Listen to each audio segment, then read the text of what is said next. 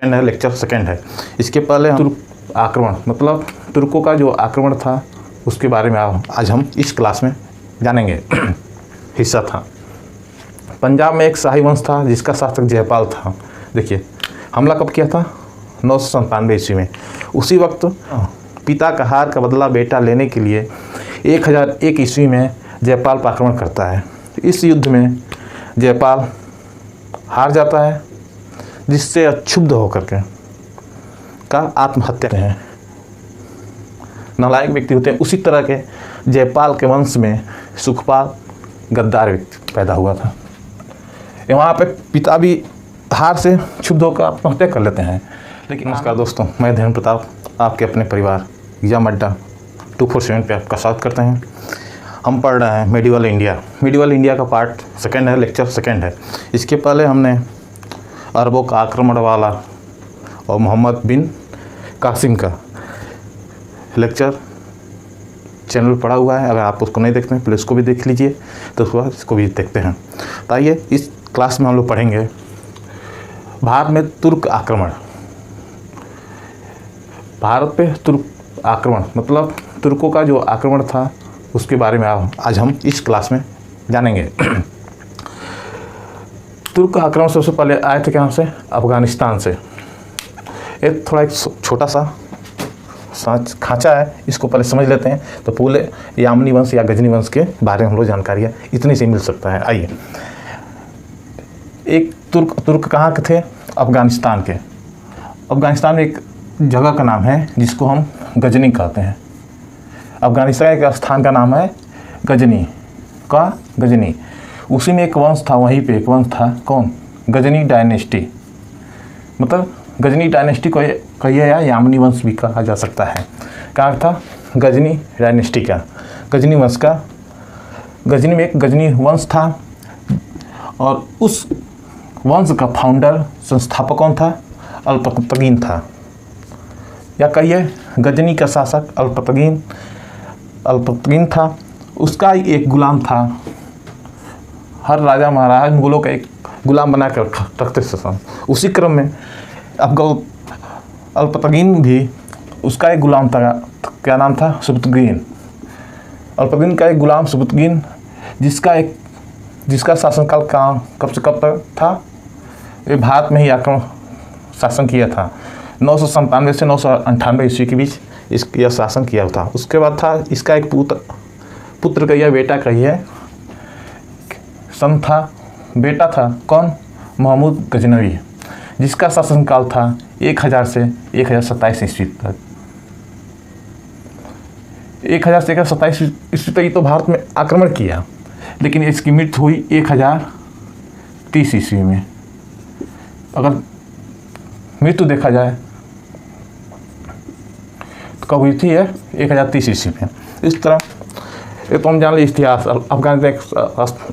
अफ़गानिस्तान में एक स्थान का नाम है गजनी। गजनी में ही एक वंश था, गजनी डायनेस्टी, गजनी वंश, जिसका संस्थापक अल्पतगीन का एक गुलाम था सुबुतगीन का ही बेटा था महमूद गजनवी।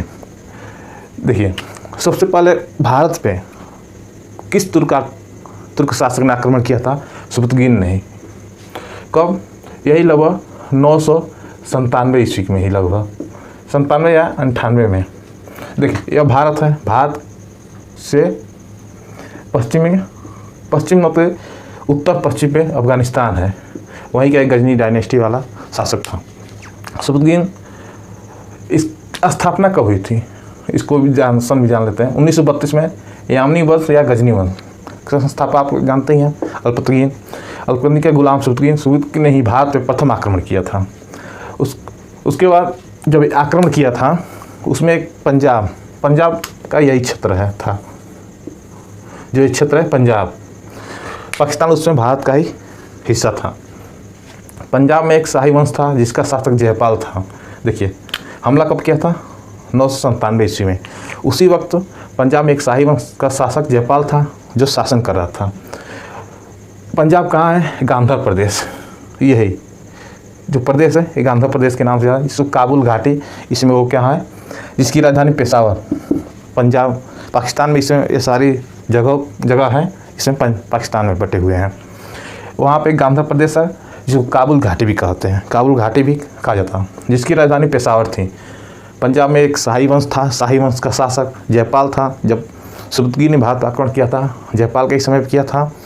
वो जगह क्या है, गांधार का ही है, गांधार का ही है या काबुल घाटी है, और गांधार की राजधानी था पेशावर। यहाँ तक समझ में आ गया होगा। वह मोहम्मद गजनी का शासक आता है। इसका पुता या बेटा का ही या पुत्र का ही है मोहम्मद गजनी। इसका शासन क्या था, 1000 से 1027 तक।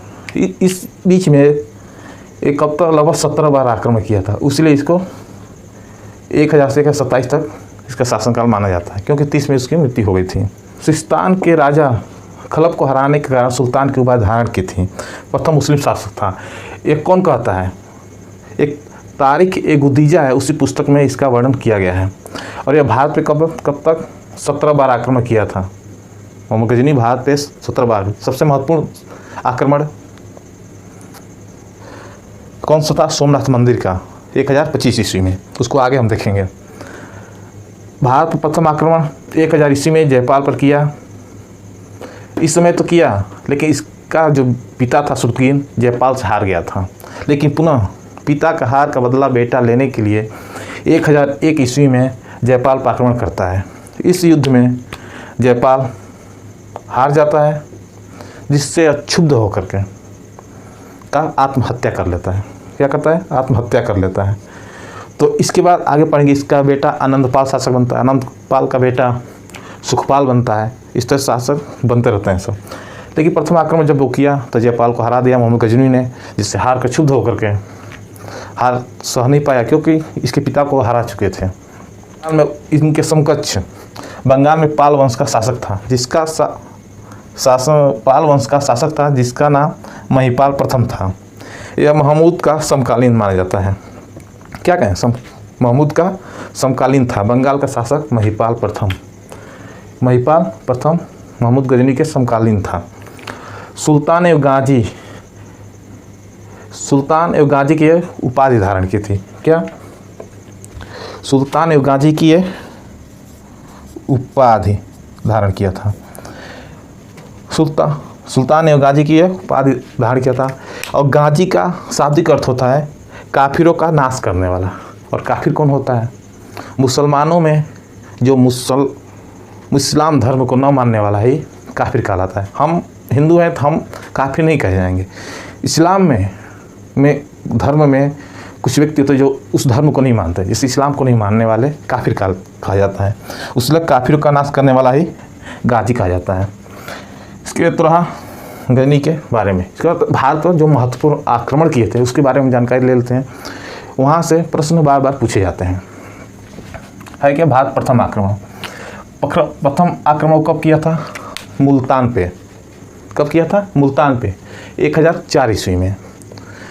तभी पता है जयपाल का पुत्र आनंदपाल था। उस समय शासक जयपाल था, नहीं, शासक जयपाल आत्महत्या कर लेता है यहाँ पे हार करके 1001 ईस्वी में। उसका पुत्र आनंदपाल जो हमला करता है, वहाँ का शासक आनंदपाल था मुल्तान का, इसको हरा देता है। हराने के बाद हार करा करके मारा जाता है। तब आनंदपाल का पुत्र सुखपाल स्वाधीनता स्वीकार करता है और यहीं पे इस्लाम धर्म अपना लेता है। स्वाधीनता स्वीकार करने के बाद इस्लाम धर्म जब अपनाता है तो स्वाधीनता स्वीकार कर लेता है। तो क्या करता है, मोहम्मद गजनी ने मुल्तान का राज्यपाल भी नहीं, उपराज्यपाल नियुक्त कर देता है। हर परिवार में कुछ गद्दार होते हैं, नालायक व्यक्ति होते हैं। उसी तरह के जयपाल के वंश में सुखपाल गद्दार व्यक्ति पैदा हुआ था। वहाँ पे पिता भी हार से क्षुब्ध होकर आत्महत्या कर लेते हैं। लेकिन आनंदपाल भी स्वाधीनता न स्वीकार करते हुए मारा जाता है। लेकिन सुखपाल इस्लाम धर्म को स्वीकारता है और उसकी स्वाधीनता स्वीकार करके मुल्तान का उपराज्यपाल बन जाता है। उसके बाद सुखपाल पे एक अच्छा इसमें आक्रमण करता है। झेलम नदी पे युद्ध होता है। उस स्थान का नाम, झेलम नदी किनारे उस स्थान का नाम उंद है, जहाँ पे पुनः सुखपाल वहाँ मार देता है। क्योंकि इस्लाम से स्वीकार किया था, इस्लाम से बहिष्कार भी छोड़ देता है, इसलिए इस युद्ध में गजनी मार देता है।